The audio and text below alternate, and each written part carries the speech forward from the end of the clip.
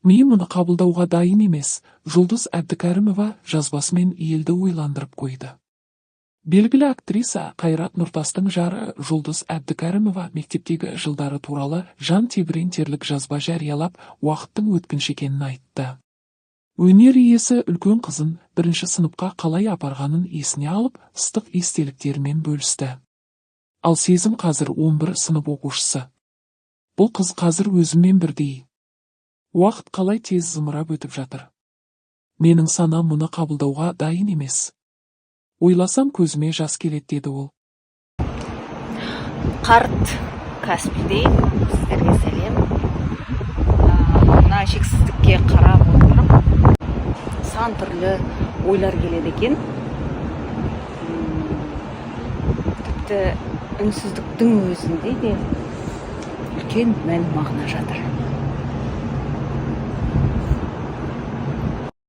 Қоштаса алмай, қимай тұрмын, себебі дәл қазір мен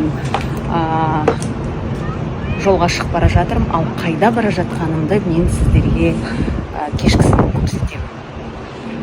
Ал қазір жай ғана мына шексіздікке қарап сіздер де тамсаныңыздаршы. Қандай бірінші ой келді, соны жаза кетіңіздер.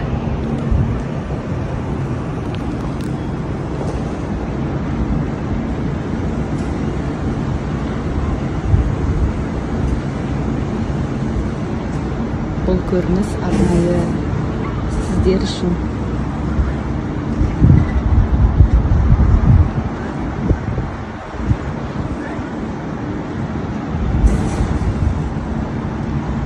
Сәлем, келесі іс-шара өтетін жерге аман-есен жеттім.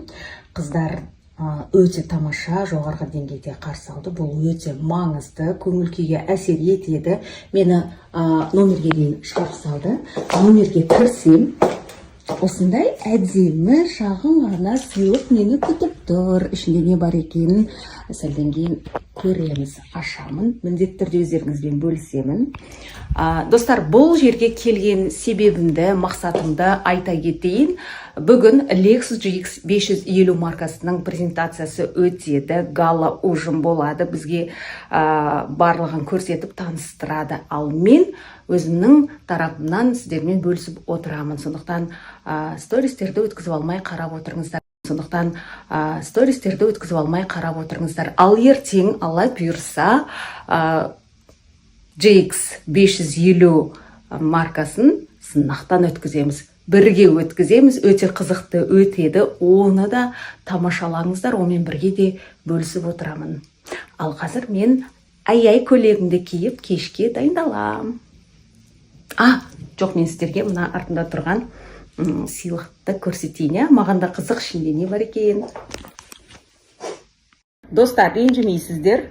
Шамам жеткенше түсіремін, өйткені мен мобилографсыз келдім. Барлығын өзім түсіріп, өзім айтып отырамын. Дәл қазірде мен мына әдемі сумканың ішінде не бар, қандай сыйлық бар екен. Я сам себе мобилограф болып тұрмын.